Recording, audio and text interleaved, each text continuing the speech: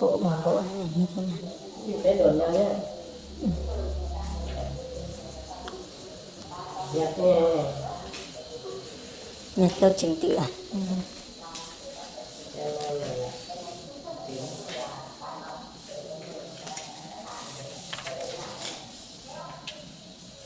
Giống nhau hết à?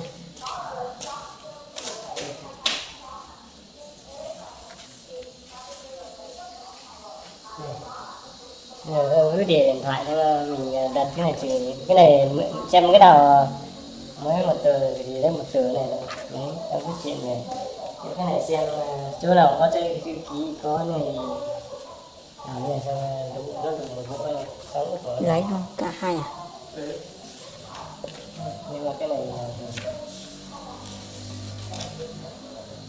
đi làm rất là có cái chuyện này cái này có một thôi còn các báo cáo thì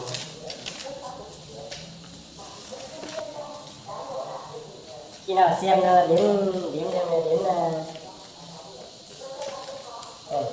chỗ cái mặt xe cộ này nó để hết mình cứ úp xuống này nhé. Đây cái này mình một tờ đây mình lấy này.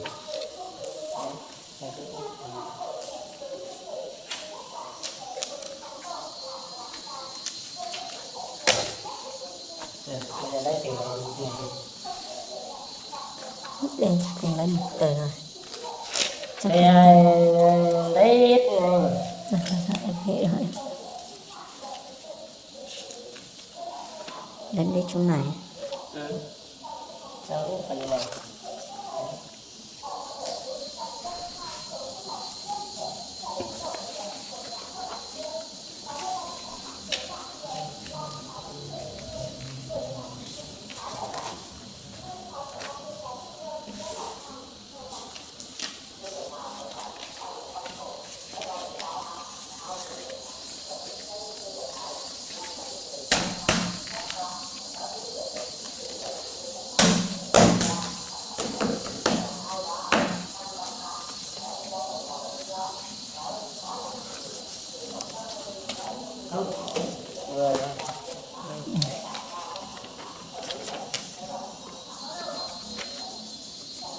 Cuối cùng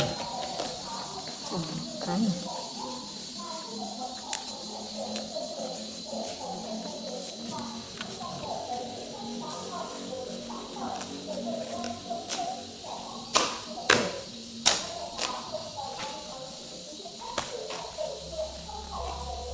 để làm bằng đấy hai tay thôi.